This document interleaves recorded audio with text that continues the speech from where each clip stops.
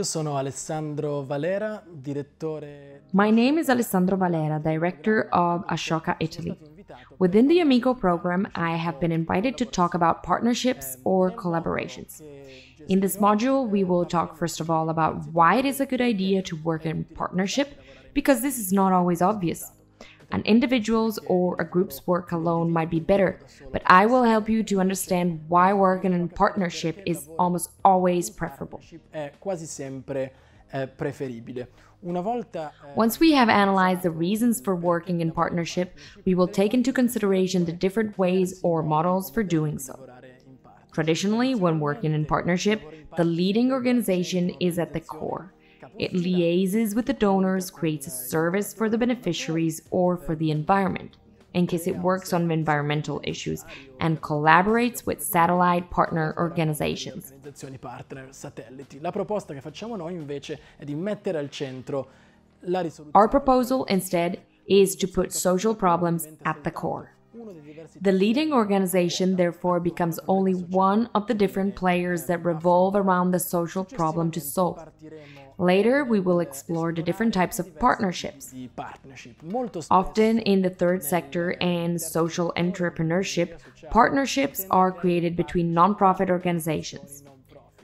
We propose to think in a broader scope of other types of collaboration, for example, with government agencies, with companies, with media groups, without excluding non-profit organizations, but by expanding the partnership as much as possible, because the larger the partnership, the larger the companies and organizations involved, more successful these organizations will be in increasing the impact of the innovation they are carrying out. E più coinvolge enti grandi, questi enti grandi riusciranno in maniera più facile ad ampliare l'impatto dell'innovazione che stiamo cercando di portare avanti.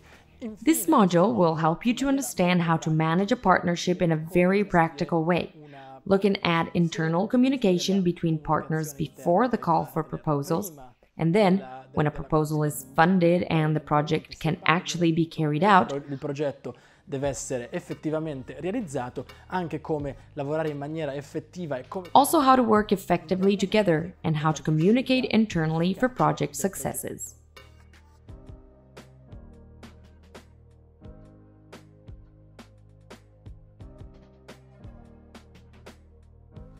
The word partnership means a relationship of collaboration between organizations, firms, and/or associations for the realization of common or complementary projects.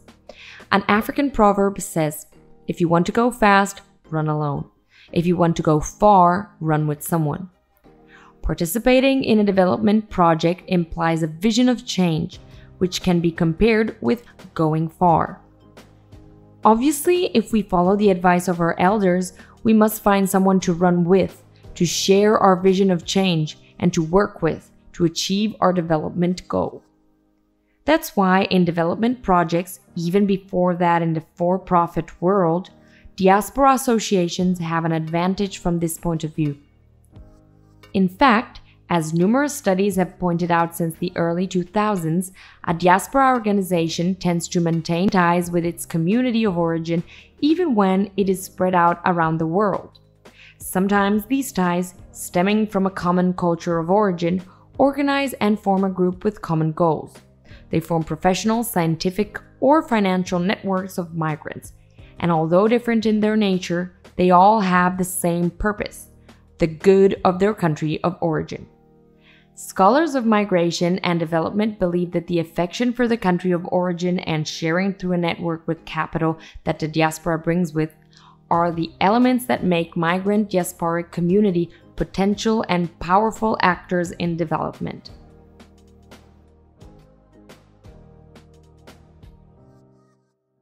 Potentially, a migrant group can share capital in many ways. For example, it may be financial capital, the money that migrants send back to their families. It seems that today the money sent home exceeds the amount of aid for development that industrialized countries invest in cooperation. But when we talk about capital that migrants can invest to promote development, we also and above all mean what French sociologist Pierre Bourdieu called social capital. all the knowledge and skills acquired on the migration path, as well as the relationship networks that can be activated for a common project.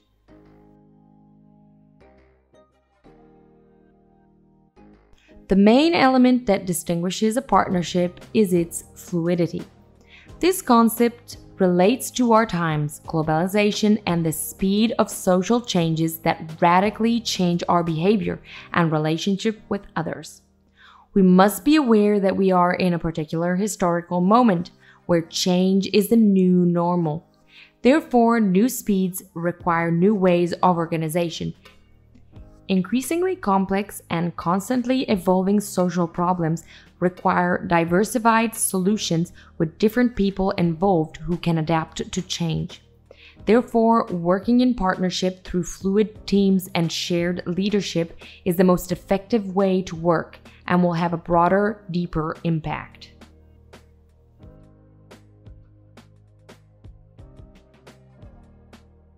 Traditionally, a partnership is understood as an agreement with a central leading organization that acts as an intermediary between beneficiaries who receive a service, donors that provide funding, suppliers that provide goods and services, and possible partners with specific tasks.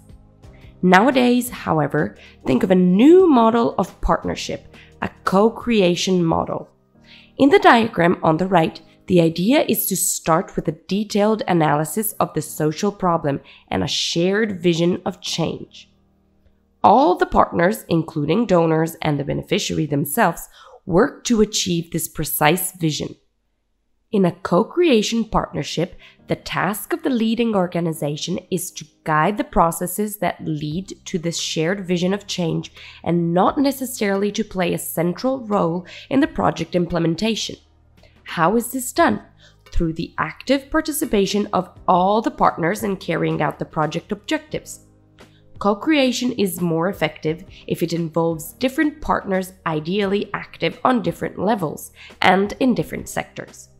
The project design will include input from all stakeholders and is based on certain questions, such as, what social problem are we facing? How has it evolved over time? What has been the traditional response? Why has it not worked, or why has it been inefficient? Do our different experiences suggest other alternatives to us? Have we experimented with different solutions that work, even if only on a small scale? How can we work together to test this methodology on a broader scale?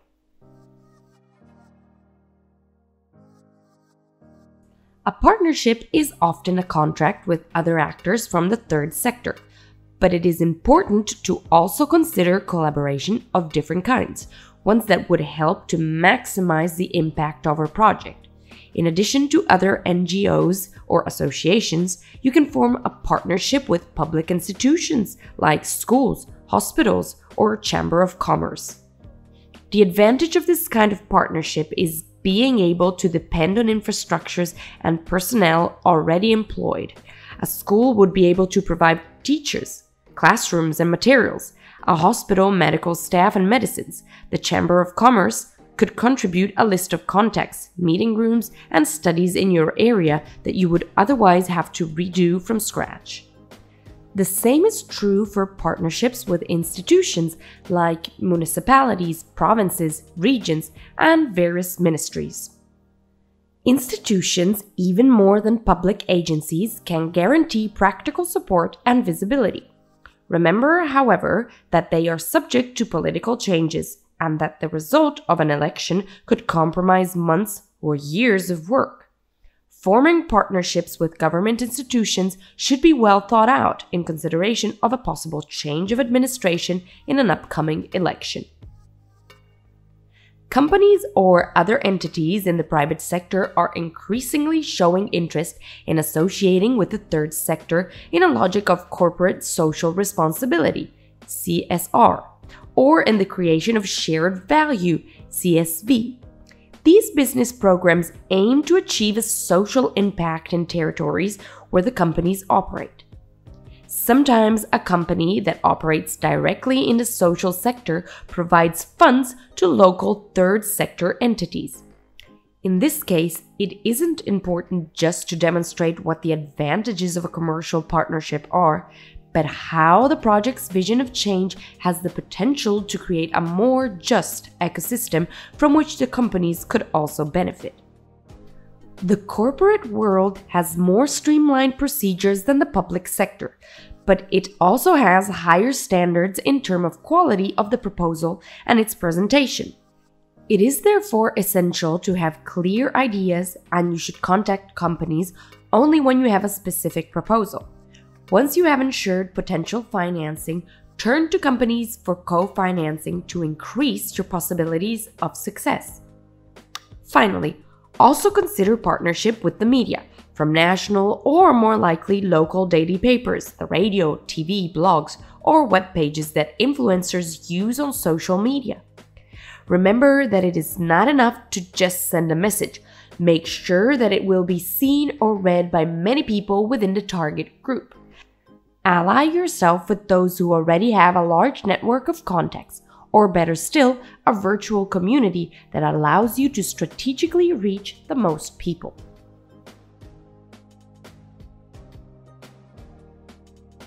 Not all the partners have the same roles within a structured collaboration, because there are strategic, territorial, and technical partners.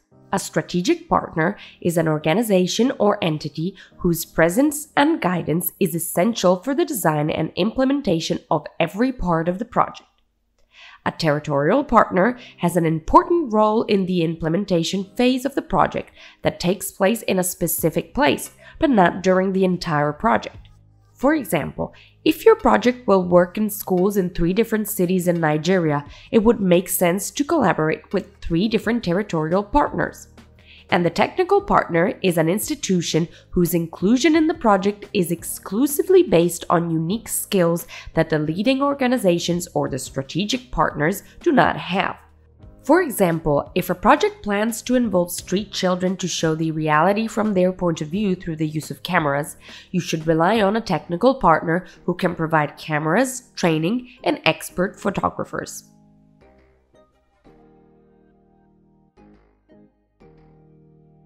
Working in a partnership, a collaboration between actors united through a network, is already the kind of sociality typical of a diaspora.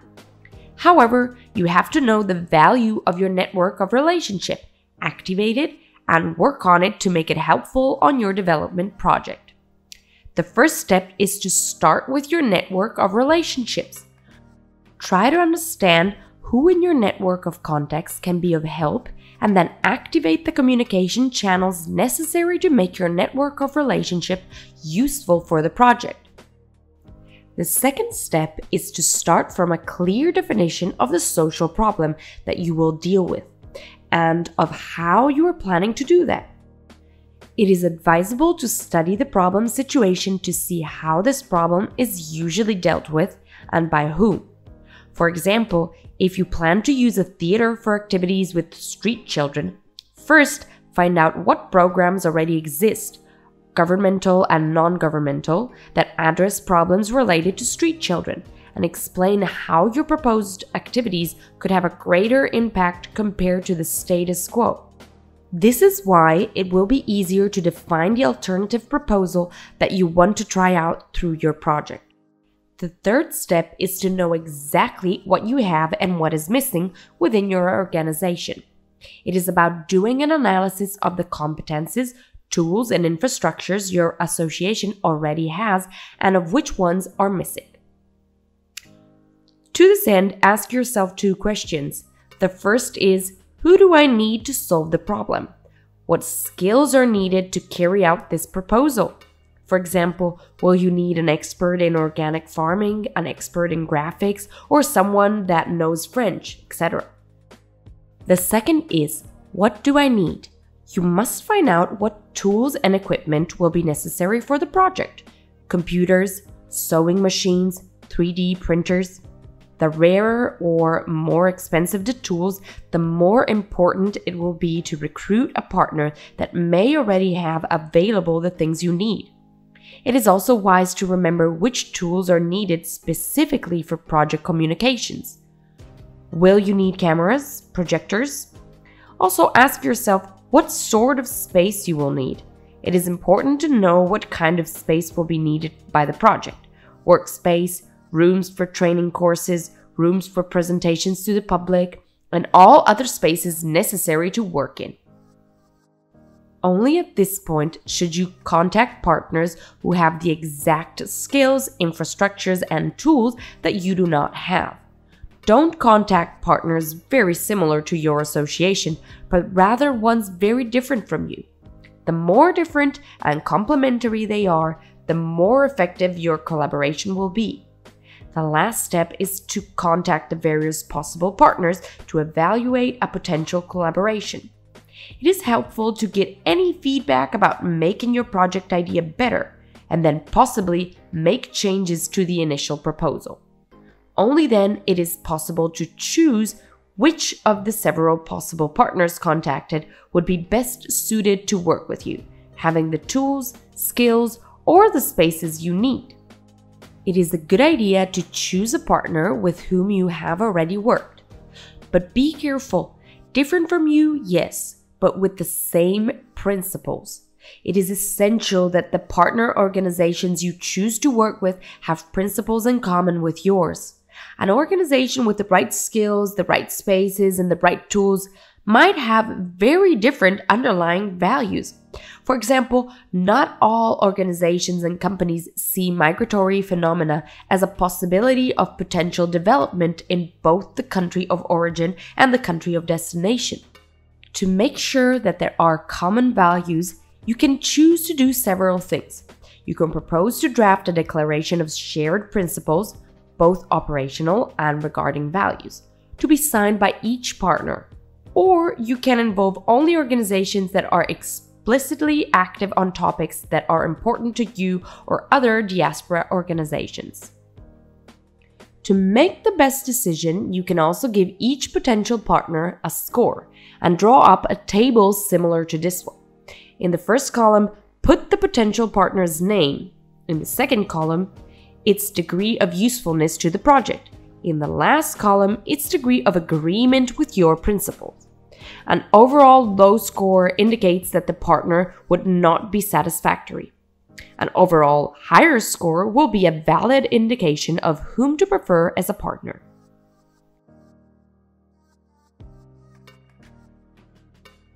Once the partners have been selected and contacted, it is advisable to set up a meeting, preferably face-to-face.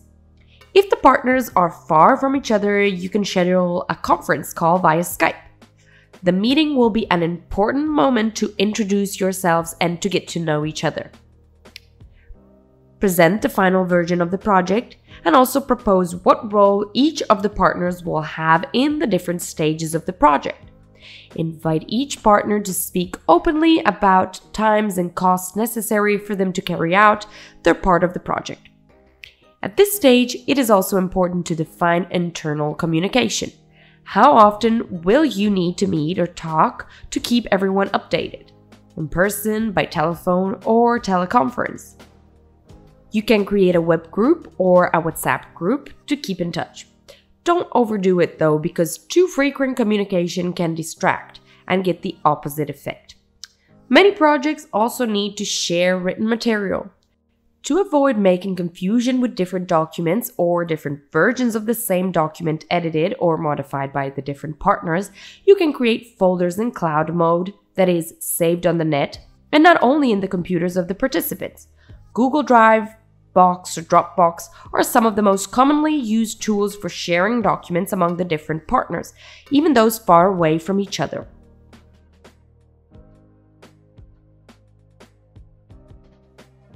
The first meeting of all the project partners can be an opportunity to agree on which partners will manage the reports and which ones will manage the financial part.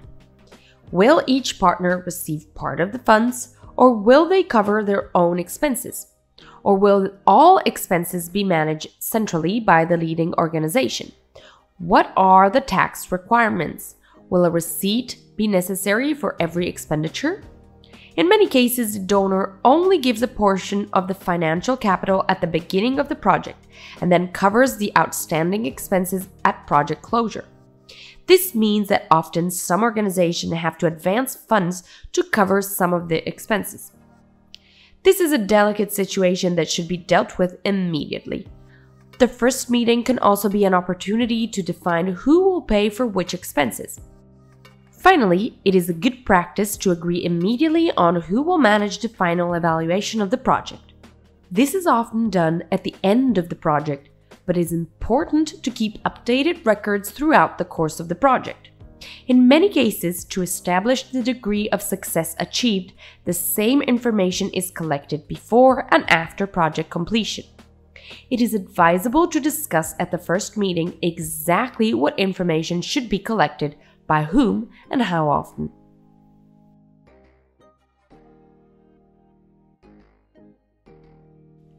You should put all these decisions in a written partnership agreement signed by all parties. The agreement is not legally binding unless a notary public is involved, but may be useful for solving any disputes during the course of the project. In the training manual for diaspora associations drawn up by IOM Italy, you will find more detailed instructions on how to draw up a partnership agreement. If all these issues are dealt with at the beginning, there will be fewer unexpected situations and problems. You will now be ready to start the project with a reasonable, strong, and close partnership. The result can only be positive.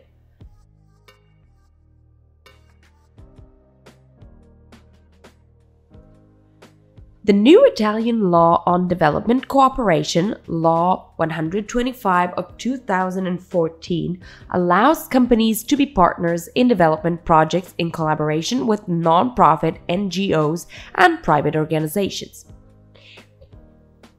The idea is that companies should play an almost public role in supporting the achievement of sustainable development objectives as guarantors of workers' rights, of respect for human rights, and of the constructions of inclusive social systems, as well as be generators of economic and social well-being. In other words, businesses must have a trusting relationship with consumers, a fundamental relationship that supports the market economy, and they should have an interest in being perceived as allies in the struggle for a better world. Hence the opening of the business world to cooperation in the development sector and to the spread of the corporate social responsibility concept, the social responsibility of businesses. On the other hand, even associations and governments that work to achieve the objectives of sustainable development have an interest in involving companies because they are a powerful ally of economic development and because they have funds to invest in social responsibility projects. This double interest can turn into a winning relationship, beneficial for everyone, for both businesses and migrant associations that collaborate with development programs. We need to be aware of this and stimulate this coming together of interests for the good of the entire aid system. So, how to get in contact with these companies? In Italy, collaborations between for-profit and non-profit associations are still in the initial stages, but guidelines and common rules are being developed, mainly with regards to ethics and different ways to access funds. My advice is to firstly establish how much a certain company would be required to contribute for your project. Will you need equipment, workspace, services, know-how? Calculate the amount of financial capital you will need in numerical terms and in terms of economic value. Establish and calculate the advantage a company would have by collaborating in your project. There is often an advantage concerning visibility or marketing, but it could also mean an interest in expanding their market in your native country. Consider all related aspects. Find 2 or 3 businesses or companies that would be able to give you the funds you need.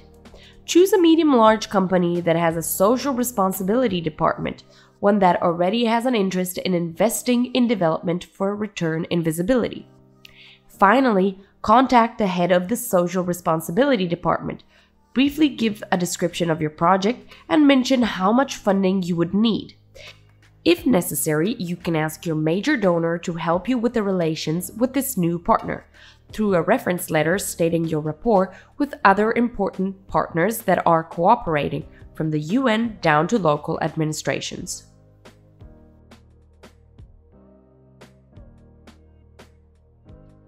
Finally, this video lesson will end with a list of questions summarizing what has been said so far, and that will help you plan and manage your partnership.